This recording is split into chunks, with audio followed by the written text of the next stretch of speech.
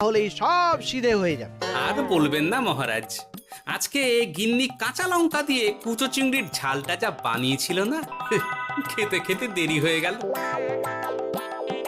গোলগাপ্পি দেওয়ার আর জায়গা পাও না না? বিশ্বাস করুন, সত্যি খুব ভালো রান্না করেছিল গিন্নি, তাই আবার আরেক হাঁড়ি ভাত চড়াতে বললাম। আর সেটা খেয়ে আসতেই তো দেরি হয়ে গেল। আরো এক হাঁড়ি? মহারাজ কিছু মনে করবেন না, এই পাঠশালা বন্ধ করে সব গুছিয়ে তবে এলাম। সুপ্রভাত মহারাজ। সুপ্রভাত মহারাজ। প্রভাত আজকে আর শুনেই, তোমরা সবাই এত কুঁড়ে হয়ে গেছো যে কি বলবো। মহারাজ, এই কুড়েমির আসল কারণ হচ্ছে চর্বি। কথায় আছে, যত বেশি চর্বি তত তাড়াতাড়ি মরবি। আপনি কি বলতে চাইছেন মন্ত্রী মশাই, যে আমি তাড়াতাড়ি মরে যাব আর আপনি মজা দেখবেন? ঠাকুর ঘরে কে, আমি তো কলা খাইনি ব্যাপার হয়ে গেল। গোপালের একদম মোক্ষম জায়গায় আঘাত লেগেছে, যাকে বলে ওই আঁতে ঘা। তুমি বেশি কথা বলো না বৈদ্য, ছুঁচ করে চালুনির বিচার। হ্যাঁ, বৈদ্য তো দেরি করেই এসেছে। আমার মনে হয় প্রত্যেককে এমন ভাবে প্রশিক্ষণ দেওয়া দরকার যাতে তারা একটু চনমনে হয়ে ওঠে। হ্যাঁ মহারাজ, তাহলে আগামীকাল থেকেই শুরু হোক ব্যায়াম আর অস্ত্র শিক্ষা। হ্যাঁ, কুঁড়ে থাকলে রাজ্যের কোনো বিপদ আপদেই সভাসদেরা কাজে আসবে না। ঠিক বলেছেন মহারাজ। তাহলে আর দেরি কেন, চলো সবাই এখনই আমরা মাঠে যাই। এই তো মহারাজ ভরপেট খেয়ে এলাম, এখনই মাঠে? ও সব অজুহাত দিয়ে লাভ নেই, চলো চলো চলো।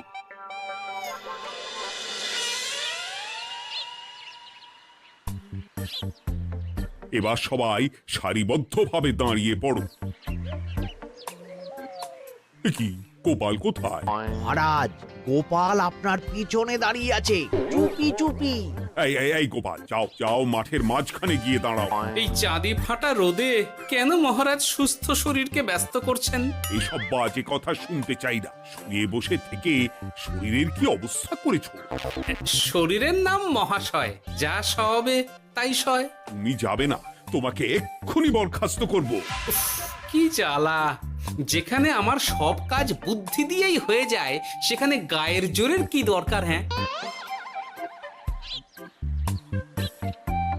এই গোপাল, আমি 1 থেকে 3 অব্দি গুনবো, তারপরে সবাই এই মাঠের ধার বরাবর 5 বার পাক দিয়ে দৌড়বে। ঠিক আছে মহারাজ, আমি প্রস্তুত। আমি রোগা পটকা আছি, কোনো সমস্যাই হবে না। হয়ে গেল। সবাই প্রস্তুত? 1 2 3।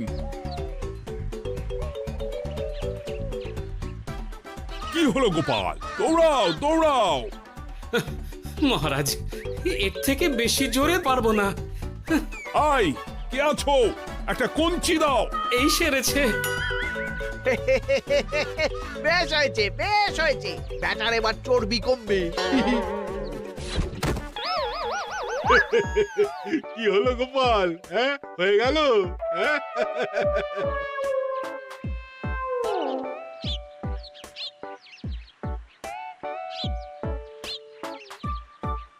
এই গুলটে, উঠি, আমাদের দাদু উল্টে গেছে। হ্যাঁ, তাই তো দেখছি। চল চল গিয়ে দেখি। উফ, চেহারার কি অবস্থা বানিয়েছো গোপাল, হ্যাঁ? এতটুকু দৌড়তে গেলেই চিটপটাং। তাড়িয়ে দিন মহারাজ, এরকম বেঢপ চেহারা সভাসদকে আমাদের দরকার নেই। না না, তা বললে হবে নাকি গোপাল, তুমি এক্ষুনি বাড়ি চলে যাও, কালকে আবার মাঠেই দেখা হবে। এই দাদু, বাড়ি চলো। ওরে বাবারে!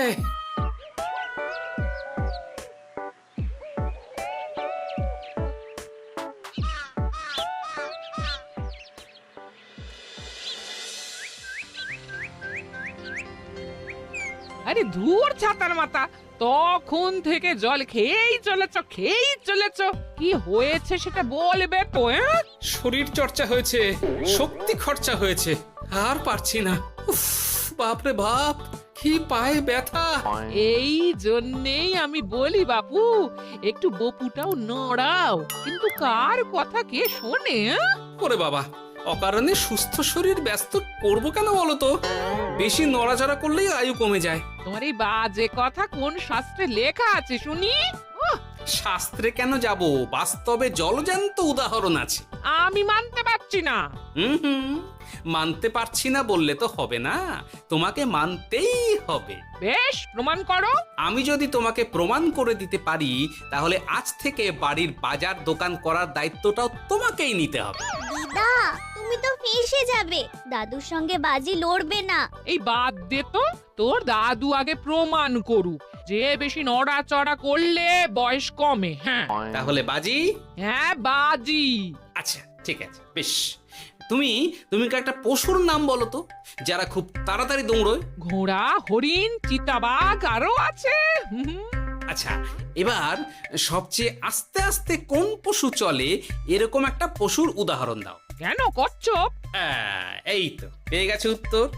এবার তুমি বলো তো, কচ্ছপ কত বছর বাঁচে, আর ঘোড়া, হরিণ, চিতাবাঘ এরা কত বছর বাঁচে?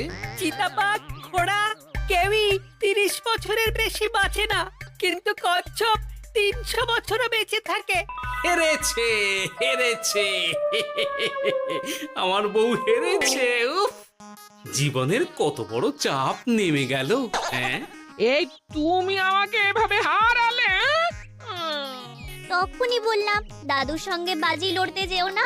নাও, এবার খেলা সামলাও।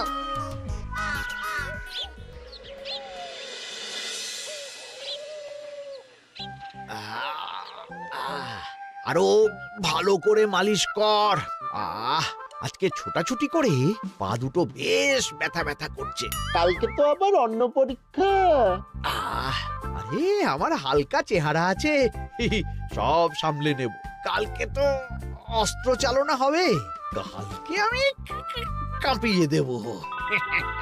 কাঁপাতে তো হবেই মন্ত্রী মশাই। আমরা আপনার শরীরে এমন ঘষা মাজা করে দেব না, মনে হবে আপনি না একটা জলযন্ত্র অস্ত্র, অস্ত্র চালনা করতে যাচ্ছে। বাস এই তো চাই। ওরে বাবারে, আস্তে আস্তে। আরে বাবা, আপনার তো ইস্পাতের শরীর, ভাঙবে তবু মচকাবে না। চিন্তা করছেন কেন? ভয় পাবেন না, ভয়কে জয় করতে হবে। আরে আরে আরে, তোরা আমার কথাটার সাথে করছিসটা কি? মানুষটা মরে যাবে তো।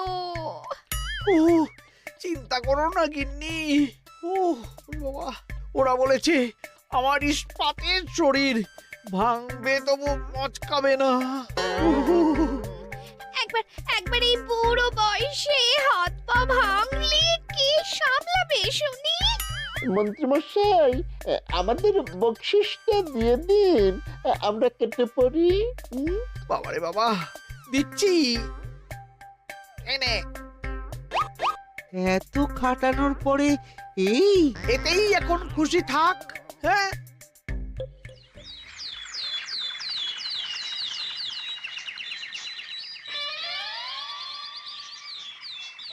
এবার তোমাদের সকলকে অস্ত্র শিক্ষা দেওয়া হবে। উফ, রোজ রোজ কি জ্বালাতনে পড়েছি, বাপরে বাপ। বাবা মা কাউকে ডাকার দরকার নেই, ভালো না লাগলে রাজসভা চাকরি ছেড়ে চলে যাও। মহারাজ, এটা তো উচিত নয়। যে যেটাই পারদর্শী তাকে সেটাই করতে দিন না। একটা বাঁদরকে যদি আপনি বলেন শিকার করে মাংস খেয়ে দেখা, সে কি পারবে মহারাজ? মহারাজ, গোপাল একটু বেশি কথা বলছে, ওকে আপনি বের করে দিন। আমি তোমার কথায় গলবো না গোপাল, তোমাদের সবাইকে এখন অস্ত্র শিক্ষা শিখতেই হবে। কর্তার ইচ্ছায় কর্ম, এখন তো আমার আর কিছুই বলার নেই। তাহলে আর দেরি কেন, তোমরা সবাই একটা করে ঢাল আর একটা করে তলোয়ার তুলে নাও। সেনাপতি, বলুন মহারাজ। তুমি সকলকে অস্ত্র শিক্ষা দেবে, তলোয়ার চালানো শেখাবে। এক এক করে প্রত্যেকে তোমার কাছে যাবে আর এক এক করে তুমি সবাইকে তলোয়ার চালানো শেখাবে। আচ্ছা মহারাজ, তাহলে ওই সবার প্রথমে চলে আসুন মন্ত্রী মশাই। হ্যাঁ, আমি প্রস্তুত। আমার শরীর ইস্পাতের মতো, ভাঙবো তবু মচকাবো না।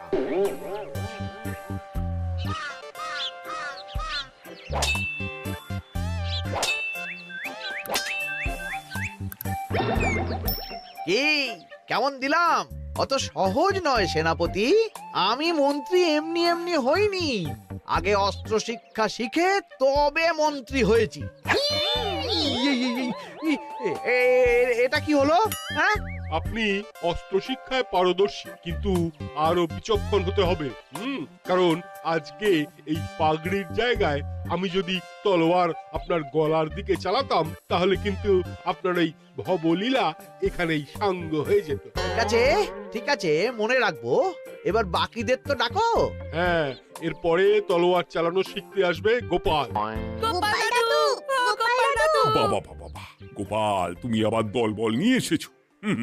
দেখি তোমার কত দম। গোপাল, তুমি প্রস্তুত হও। হ্যাঁ হ্যাঁ, আমি প্রস্তুত। ওরে বাবারে, এ তো ভয়ানক চাপের কাজ, আমাকে বেশ বেগ পেতে হচ্ছে। সামলাও গোপাল।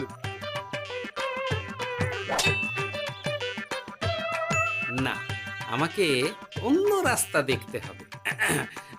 সেনাপতি মহারাজের দিব্যি, তুমি আমার দিকে তলোয়ার ঢাল বাড়াবে না। এই এই, এটা কি হলো? সত্যি তো, এটা কি হলো? গেল গেল গেল গেল গেল গেল গেল, দুটিটা খুলে গেল গো। দেব নাকি এবার কুচ করে কেটে? জিতে গেছি, জিতে গেছি। এটা কি হলো? শত্রুপক্ষ কখনো কারো দিব্যি শুনবে না। আর সেনাপতি, তুমি কি ওখানে দাঁড়িয়ে দাঁড়িয়ে মজা দেখছো? আমি কি করব মহারাজ, গোপাল যে আপনার দিব্যি দিয়ে দিল। গোপাল বেটা খুব চালাক। তাহলে এখন উপায়? ওসব গোপাল তোমাকে বোকা বানাবার জন্য করেছে। তুমি ধুতি ঠিক করে আবার লড়াই চালিয়ে যাও। যথাজ্ঞা মহারাজ।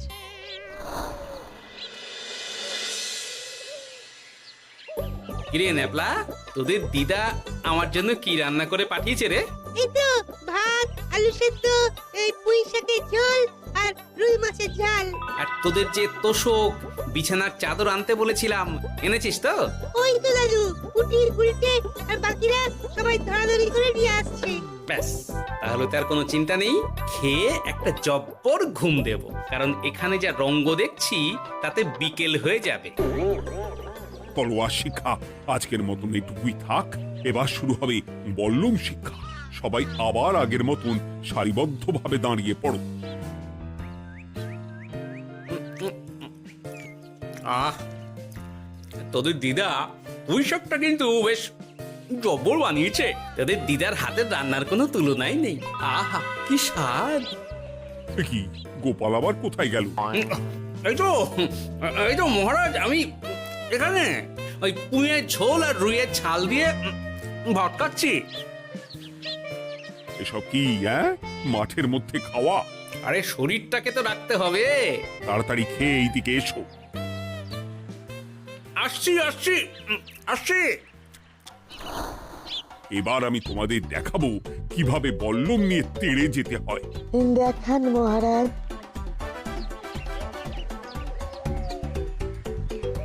এ তো খুবই সোজা মহারাজ। ঠিক আছে, তাহলে বল্লম নিয়ে তেড়ে যাও দেখি। দিন, আপনার হাতের বল্লমটাই দিন।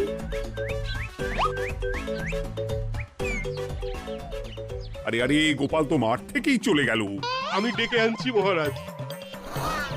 আরে আরে, ও গোপাল, গোপাল, মহারাজ ডাকছেন। থামো থামো। মহারাজ বলেছেন বল্লম নিয়ে তেড়ে যেতে। তেড়ে গিয়ে আবার ফিরে আসতে তো উনি বলেননি। আরে, এ তো মহা মুশকিল। উনি এক্ষুনি তোমাকে মাঠে ফিরতে বললেন। সেটা আপনাকে বলতে পারে সেনাপতি, আমাকে তো বলেনি। আমি চললাম।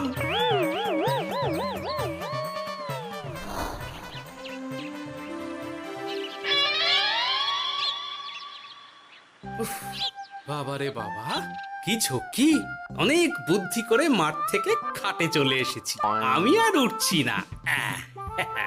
এ কি বলি, তোমাদের তো এখন অস্ত্র শিক্ষা নেওয়ার কথা। হ্যাঁ, তোমার বলা নেই, কোয়া নেই, অমনি বাড়ি চলে এলে। আরে বাবা, ওইসব অস্ত্র শিক্ষা মানেই সুস্থ শরীরকে ব্যস্ত করা, অসহ্য খাটনি, অযথা কষ্ট। কষ্ট করলে তবেই কেষ্ট পাওয়া যায়। হ্যাঁ, তোমায় আমি আগেও বুঝিয়েছি, যেখানে বুদ্ধি কথা বলে সেখানে দেহের শক্তি নীরব দর্শক গিন্নি। আরে বাবা, সে না হয় বুঝলাম, কিন্তু মহারাজ তো ভালোর জন্য সবাইকে অস্ত্র শিক্ষা দেওয়ার চেষ্টা করছে না? আরে বাবা, যার যা কাজ তাকে সেটা করালেই পারে। মহারাজ তো সেটা বুঝতেই চাইছেন না। আমি এখন ঘুমো।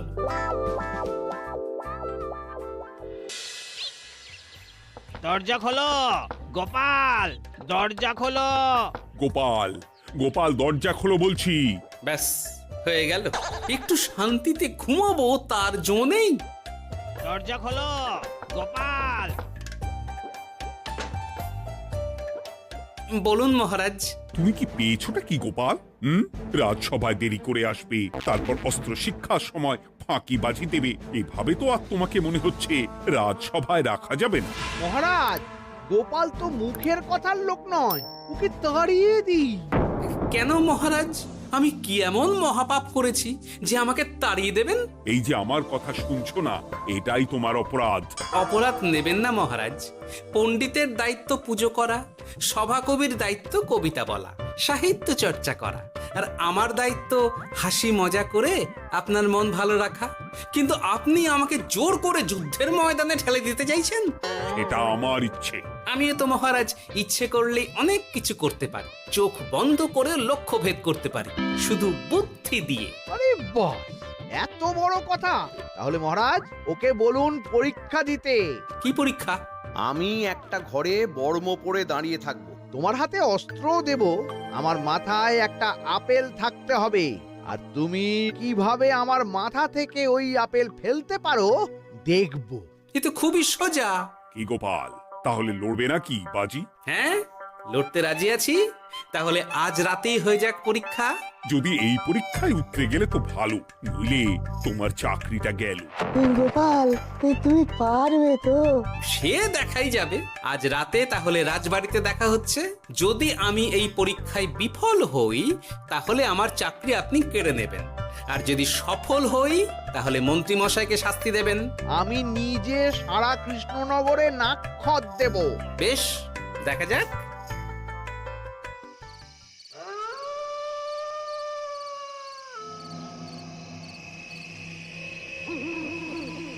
কি মন্ত্রীমশাই, ব্যবস্থা সব ঠিকঠাক হয়েছে তো? হ্যাঁ, এবার শুধু গোপালের পরীক্ষার পালা। আমি তাহলে বাইরে গেলাম, গোপালকে পাঠিয়ে দিচ্ছি।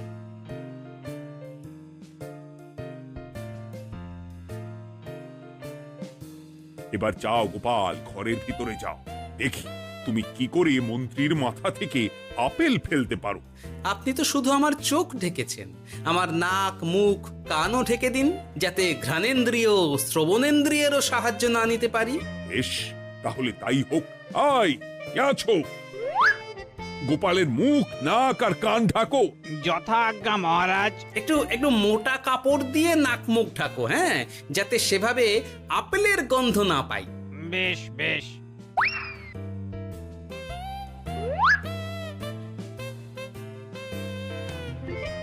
যাও গোপাল। গোপাল, এবার তোমার চাকরি গেল। এবার তুমি কি করবে? কি করবে? দৌড় ঝাঁপে ফাঁকিবাজি? হ্যাঁ,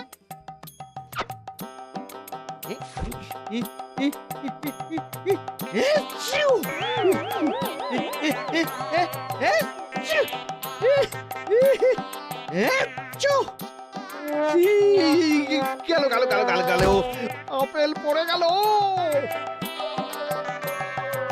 আপেল পড়ে গেল? মহারাজ, এর মধ্যেই গোপাল আপেল ফেলে দিয়েছে। ঘরের ভেতরে চলো।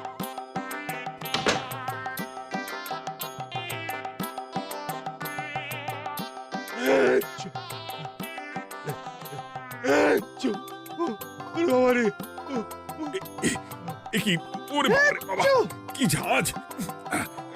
ওরে বাবারে বাবা।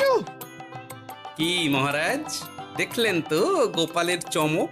অস্ত্র ছাড়াই আপেল ফেলে দিলাম। কি, এটা তো তুমি নীতি বিরুদ্ধ কাজ করেছো।